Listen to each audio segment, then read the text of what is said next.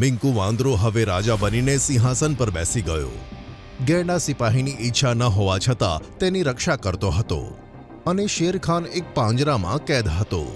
આજે હું જંગલમાં એક નવો નિયમ બનાવીશ અને આખા જંગલમાં બધા એ નિયમ માનશે. એક દિવસ મિંકુ વાંદરો ટેકરા પર બેઠો હતો અને બધા જંગલના જાનવર માથું ઝુકાવીને ઊભા હતા.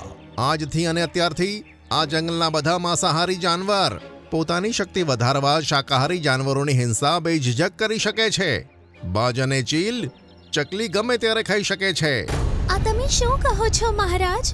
જો તમે આવી રીતે હુકમ કરશો તો અમારા જેવી ચકલીઓ પોતાનો જીવ કેવી રીતે બચાવશે?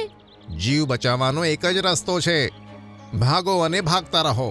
આ સાંભળી ગોલ્ડીબાજે ટીનું ચકલી પર ઝપાટ મારી. અરે કોઈ મને બચાવો!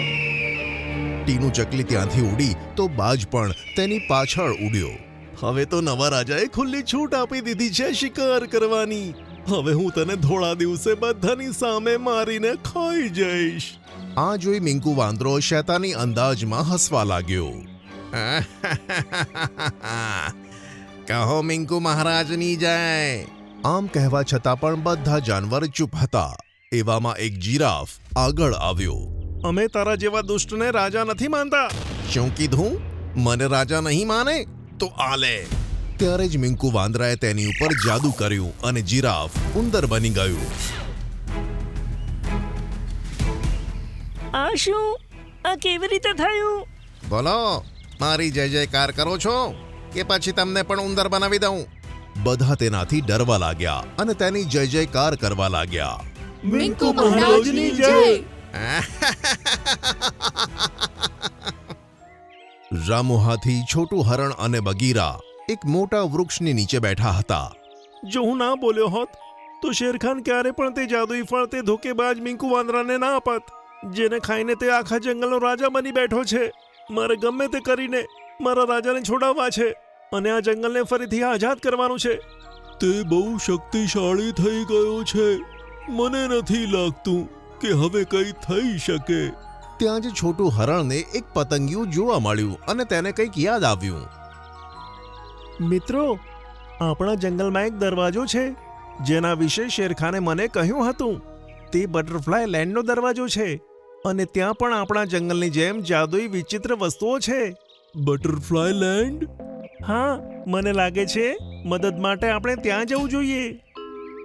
ત્રણેય જંગલના ઉત્તરી ક્ષેત્રમાં ગયા કે જ્યાં લાલ દરવાજો હતો. ત્રણે તે દરવાજામાં થઈને બટરફ્લાય લેન્ડ પહોંચી ગયા.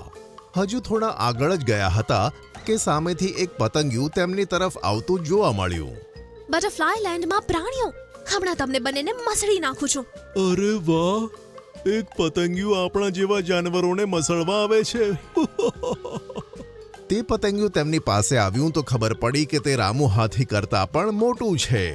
અરે બાપરે, લાગે છે કે આની મમ્મીએ અને કંઈક વધારે જ કોમ્પ્લાન પીવડાવ્યું હશે. આ તો મારાથી પણ મોટી છે. અરે, તું તો છોટું હરણ છે ને? મમ્મી પાસેથી તારા વિશે બહુ બધું સાંભળ્યું છે. બટરફ્લાય લેન્ડમાં તારું સ્વાગત છે. Thank you. આ બંને મારા મિત્રો છે. અમારે જલ્દીથી રાજાને મળવું છે. હા હા, કેમ નહીં, આવ મારી સાથે. તે ત્રણેને લઈને પતંગિયું એક મહેલમાં પહોંચ્યું કે જ્યાં સિંહાસન પર મોર રાજા બેઠા હતા. અરે અરે, તું તો કદાચ છોટું હરણ છે ને? હા મોર મહારાજ. મેં તારી ચતુરાઈ અને બહાદુરીની વાતો ઘણી સાંભળી. બોલ, કેમ આવવાનું થયું અમારા આ રાજ્યમાં? છોટું હરણે મોર રાજાને બધી વાત કહી તો તે પણ હેરાન થઈ ગયા. ઘણી ગંભીર સમસ્યા છે, પણ જે જાદુઈ ફળ ખાઈને તે આટલો શક્તિશાળી બની ગયો છે તેની અસર ખતમ થઈ શકે છે. શું કીધું તમે? શું આ સાચું છે? તો કહો ને, અમે આ કેવી રીતે કરી શકીએ? આવો મારી સાથે. મોર રાજા તેમને મહેલના બાગમાં લઈ ગયા જ્યાં એક ચાંદીનું ઝાડ ઉગેલું હતું. તેની ઉપર લીલા રંગનું ફળ હતું. આ ફળ છે ને, તેને ખાવાથી સોનાના ફળનો જાદુ નાશ પામશે. થેન્ક યુ મોર મહારાજ. રામુ હાથીએ તે ફળ તોડીને છોટું હરણને આપી દીધું. ફળની સાથે હું રામુ હાથીને એક શક્તિ પણ આપું છું. તે જ્યારે પણ પોતાની સૂંઢને હવામાં ઉઠાવશે તે થોડા સમય માટે ગાયબ થઈ જશે અને કોઈને પણ નહીં દેખાય. થેન્ક યુ મોર મહારાજ. ત્રણેય મિત્રો મોર રાજાની વિદાય લઈને પોતાના જંગલમાં આવી ગયા. મહેલની બહાર રોકાઈને તેમણે યોજના બનાવી. રામુ હાથીએ હવામાં સૂંઢ ઉઠાવી અને ગાયબ થઈ ગયો અને આરામથી તે મહેલમાં જઈને શેરખાનના પાંજરાની પાસે ઊભો રહી ગયો. પછી બગીરા મહેલની અંદર ગયો. દુહાઈ છે રાજા મિંકુ, દુહાઈ છે. શું થયું બગીરા? કેમ બૂમો પાડે છે? છોટું હરણ તમને મારવા માટે અહીં આવી રહ્યું છે. મને મારવા માટે?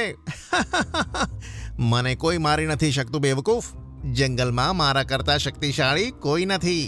હા નથી, પણ છોટું હરણ બટરફ્લાય લેન્ડથી એવું ફળ લાવ્યો છે જેને ખાવાથી તમારા કરતા પણ વધારે શક્તિ આવશે.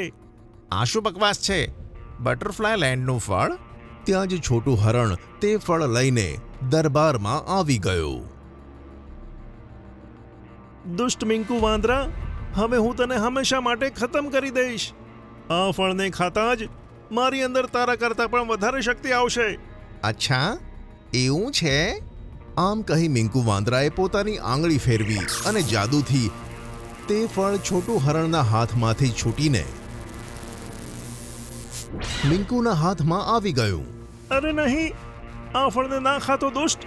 હું નથી ઈચ્છતો કે આ ફળ બીજું કોઈ ખાઈને મારા કરતા શક્તિશાળી બને. એથી આ ફળને હું જ ખાઈશ. જાનવરો ડરી ગયા અને મિંકુ વાંદરાએ ઝટથી તે ફળ ખાઈ લીધું. ના! ઘણું સ્વાદિષ્ટ ફળ છે.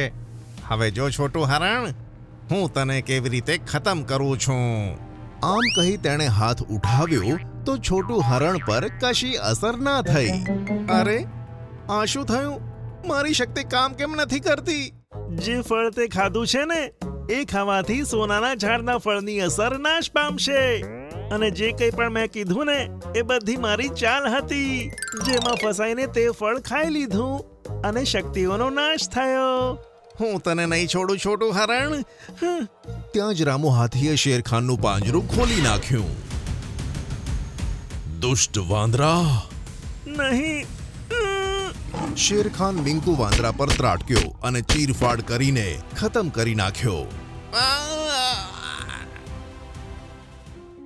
આ રીતે કપટનો નાશ થયો અને બધા જાનવર પોતાને અને શેરખાનને મુક્ત થયેલા જોઈને ખુશ થયા. છોટું હરણ, તે ફરીથી એકવાર તારી બહાદુરી અને ચાલાકીનું પ્રમાણ આપ્યું છે. અમે તારાથી ખુશ છીએ અને બધા જંગલવાસીઓને તારા પર ગર્વ છે. છોટું હરણ હવે આખા જંગલનો વહાલો બની ગયો અને ફરીથી રહસ્યમય જંગલમાં ખુશીઓ પાછી આવી.